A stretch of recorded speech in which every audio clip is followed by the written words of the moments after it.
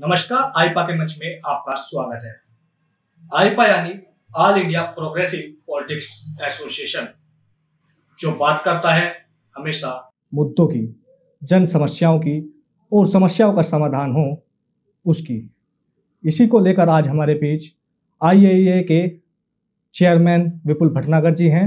आइए हम सीधा उन्हीं से ही रूबरू होते हैं। विपुल जी, आईपा के मंच में आपका स्वागत है। धन्यवाद। और मैं आईपा को शुभकामनाएं देता हूं कि उन्होंने एक प्रोग्रेसिव मंच ये बनाया है और इस तरीके के मुद्दों को, जो जनता के बीच में एक प्रश्न है, उनको सुलझाने के लिए आप कार्य कर रहे हैं। आपको बहुत बहुत बधाई।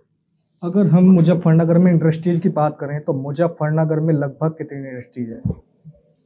मुजफ्फरनगर में अगर छोटी बड़ी इंडस्ट्री कुल मिला के बात करें तो लगभग 1000 के आसपास इंडस्ट्रीज हैं जो अलग अलग क्षेत्र में कार्य कर रही हैं। इंडस्ट्रीज को, जैसे अभी पेट्रोल डीजल को लेकर महंगाई बढ़ती जा रही है, क्या इंडस्ट्रीज पर इसका फर्क पड़ता है? देखो, पेट्रोल डीजल का या बिजली का सीधा संबंध इंडस्ट्री से है। इंडस्ट्री में जैसे ही डीजल या पेट्रोल बढ़ता है, भाड़े बढ़ जाते हैं, या जिन उद्योगों में ये एक फ्यूल की तरह इस्तेमाल होता है, या बिजली है, बिजली एक मेजर पार्ट होती है किसी भी उद्योग का, जब वो बढ़ते हैं तो भाड़ा और प्रोडक्शन कॉस्ट और बहुत सारी चीज़ें होती हैं, तो सारा उत्पाद एकदम से बढ़ जाता है, तो सारी चीज़ें महंगी हो जाती हैं। बिजली भी लगातार बढ़ रही है, डीजल पेट्रोल भी लगातार बढ़ रहा है। बिजली के लिए एक मांग बहुत समय से उठ रही है, जो हमारी केंद्र सरकार भी उस और कदम उठाने की सोच रही है। वन नेशन वन ग्रिड, अगर पूरे बहुत जगह, जैसे उत्तरांचल में बिजली का कुछ रेट है, दिल्ली में कुछ रेट है, हरियाणा में कुछ रेट है, यूपी में कुछ रेट है, तो आपस में इंडस्ट्री कम्पिटिटिव नहीं हो पाती। उसके लिए अगर पूरे देश की एक ही रेट कर दिया जाए, और उसके अलावा बिजली उत्पादन के अलावा भी अगर जो कन्वेंशनल एनर्जी है, सोलर एनर्जी की बात करें, सरकार बहुत उसके लिए कार्य भी कर रही है, परंतु उत्तर प्रदेश में पहले सोलर लगाने पर इंडस्ट्री में नेट मीटरिंग की व्यवस्था थी, यानी कि सोलर से जो हम उत्पाद करते थे बिजली का, और अगर वो एक्सेस में होता था तो वो ग्रिड में चला जाता था, और जो कुल हमारी यूनिट उसमें यूज में आती थी इंडस्ट्री की, उसमें से वो घट जाता था। पर वो नेट मीटरिंग खत्म करके सरकार ने उत्तर प्रदेश में क्रॉस मीटरिंग की व्यवस्था कर दी है, जिसकी वजह से वो वायबल नहीं रही। तो वो अगर सोलर एनर्जी को प्रोत्साहित करना है तो मेरी सरकार से ये मांग है कि नेट मीटरिंग दोबारा चालू की जाए, जिससे कि उद्योग सोलर एनर्जी पे जा सके, और एक विकल्प भी मिल जाएगा जो बिजली का या डीजल का या और चीज़ें हैं जो पॉल्यूशन में भी परेशानी आती है। तो अगर सोलर एनर्जी को बढ़ावा दिया जाए तो उद्योगों को बहुत फ़ायदा होगा। कोरोना काल की अगर हम बात करें तो इंडस्ट्रीज पर कितना असर कोरोना काल का पड़ा है? ये एक ऐसी महामारी पूरे संसार में फैली, और उससे उद्योग जगत सबसे ज़्यादा आहत अगर हुआ तो उससे उद्योग जगत ही हुआ। उद्योग जगत में उत्पादन नहीं हो पाया, लगभग 1 साल तो लॉकडाउन में ही चला गया, दूसरा साल भी, दूसरी वेव में भी इंडस्ट्री हालांकि चलती रही, पर ना तो उस प्रोडक्शन से हो सकी, क्योंकि उत्पादन तो उतना ही है फैक्ट्री का, पर कंजम्पशन घट गई लोगों की। जब साल भर तक घर से बाहर नहीं निकला आदमी, तो खपत भी कम हुई। खपत कम होने की वजह से, चाहे जैसे यहाँ पे लोहा उद्योग है या पेपर उद्योग और केमिकल, 3 उद्योग मेन है, जब कंजम्पशन ही नहीं होगी तो पेपर बना के क्या फ़ायदा होगा। तो वो उत्पाद तो हुआ ना, तो उतना उत्पाद हो पाया कोविड नियमों के कारण, क्योंकि 50% लेबर रखनी थी, कोविड नियमों का पालन करना था। तो एक बहुत आघात इंडस्ट्री को लगा। हालांकि पिछले कुछ माह में वो उससे उभर रही है धीरे धीरे, सरकार ने भी बहुत सपोर्ट करा। अब धीरे धीरे पटरी पर वापस आ रही है, और ईश्वर से यही प्रार्थना है कि ये तीसरी वेव ना आए और ये महामारी हम लोगों को परेशान ना करे।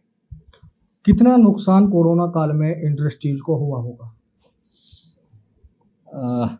पैसे की वाइज बात करें, मुजफ्फरनगर में खाली मुजफ्फरनगर की बात करें तो ये तो करोड़ों में आंकड़ा इसका बैठेगा, क्योंकि रोज का ही व्यापार करोड़ों में है, तो उसका आकलन करना तो बहुत मुश्किल काम है। पर एक बहुत बड़ा नुकसान उद्योग को हुआ है, और साथ ही जो हमारे उसमें श्रमिक काम करते थे उनको भी, उनके परिवारों को भी, अगर सारी की गणना करें तो एक बहुत बड़ा अमाउंट बैठता है, जिसकी शायद कैलकुलेशन करना इतना आसान नहीं होगा, पर बहुत एक बड़ा नुकसान देश को भी और हमारे ज़िले को भी हुआ।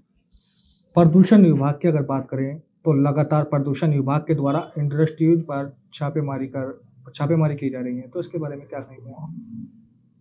ये एक दुर्भाग्य कहूँगा मैं कि हालांकि एनसीआर में लाने के लिए हमने ही उद्योग की ओर से आवाज़ उठाई थी, और हमारे माननीय सांसद ने उसमें पहल की, और मुजफ्फरनगर एनसीआर में क्षेत्र में आया।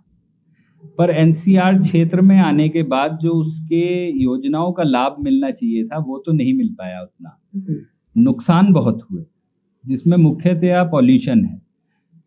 एक दिक्कत बहुत बड़ी, एक सोच का फर्क ये है कि उद्योग का जो पॉल्यूशन है, मैं बहुत ज़्यादा डाटा मुझे एग्जैक्ट तो नहीं पता, वो 30 से 40% उद्योग से है जनित है, और 60-70% जो पॉल्यूशन है वो बाकी चीज़ों, रोज़मर्रा की चीज़ें, चाहे जो सड़क पे गाड़ियाँ चल रही हैं, या जो नगर पालिका का या रोज का वेस्ट है वो उठ रहा है, या जो नालियों में पानी बह रहा है घरेलू, उससे उनका ज़्यादा रोल है, और जब इंडस्ट्री का कम है।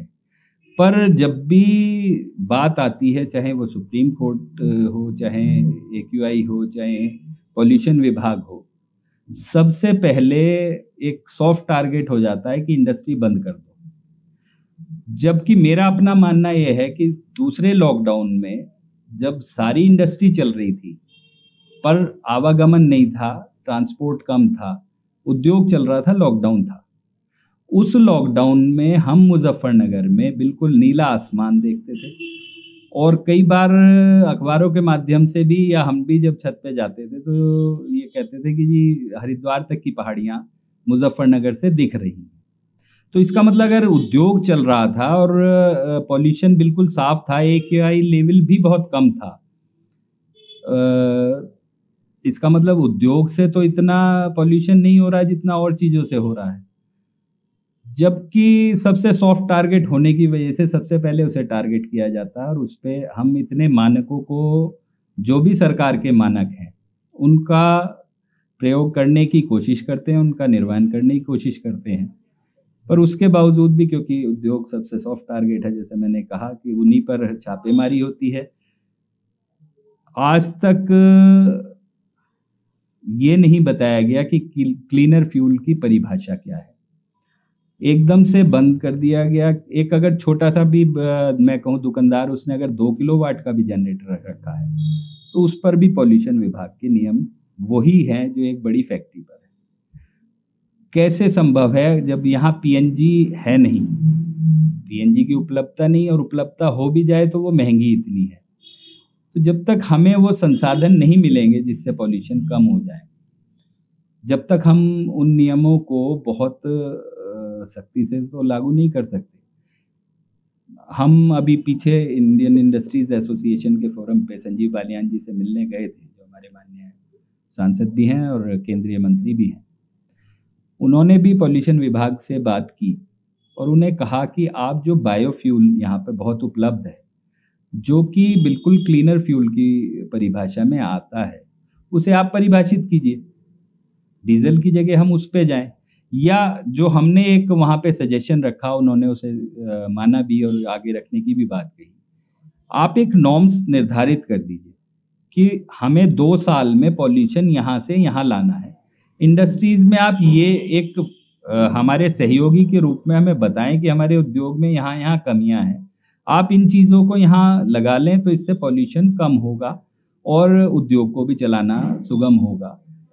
उस तरीके की कोई एक बात होनी चाहिए कि उद्योग को बताया जाए कि आप कैसे, एनवायरनमेंट और पॉल्यूशन एक बड़ी समस्या है आगे आने वाले जो हमारी पीढ़ी है, हम लोग तो शायद उतना उसको नहीं फेस कर रहे, आगे आने वाली पीढ़ी फेस करेगी, चाहे वो पानी का हो चाहे हवा का हो। मेरा तो मानना यही है कि जब तक टेक्नोलॉजीज गवर्नमेंट की तरफ से इम्प्लीमेंट नहीं की जाएगी, और दूसरा एक सरकार, जैसे मैं मेरे जो मित्र चाइना वगैरह जाते रहते हैं या विदेशों में जाते रहते हैं, तो उन लोगों का कहना यह है कि एक पर्टिकुलर इंडस्ट्रीज के क्लस्टर हर जगह हैं। उन क्लस्टर में जो पॉल्यूशन को कम करने की सुविधाएं हैं वो सरकार द्वारा कॉमन एक मुहैया कराई गई है, वो सारा उसमें आके उसे ट्रीट सरकार करती है या उसमें सहयोग करती है। अगर हम सुरक्षा की बात करें तो इंडस्ट्रीज व्यापारियों को इस सरकार में कितना सुरक्षा मिल रहा है? ये एक बहुत पॉजिटिव चीज़ है कि पिछले जब से योगी सरकार है, इसमें उद्योग को एक बहुत अच्छा माहौल मिला है। उद्योग बहुत ज़्यादा तो किसी चीज़ की डिमांड करता नहीं, सिर्फ इंफ्रास्ट्रक्चर और लॉ एंड ऑर्डर, ये एक मेन मांग होती है कि हमें अच्छी सड़कें, अच्छे इंडस्ट्रियल एरियाज मिल जाएं और काम करने के लिए एक माहौल मिल जाए। पिछले सालों में वो माहौल बहुत अच्छा हुआ है, नहीं तो यहाँ की इंडस्ट्रीज़ बहुत सारी उठकर उत्तरांचल में या इधर उधर जानी शुरू हो गई थी, वो रुकी हैं और नए उद्योग भी या एक्सपेंशन भी आए हैं इस माहौल की वजह से। आज एक बहुत अनुकूल माहौल उद्योग के लिए है, ये एक अच्छी बात है। हम रात में या दिन में भी फैक्ट्री आराम से जाते हैं, कभी कोई दिक्कत होती नहीं। यानी अच्छी सुरक्षा अच्छी मिली है और उस सुरक्षा की वजह से ही उद्योग यहाँ पे रुका भी है और उसको बढ़ा भी रहा है।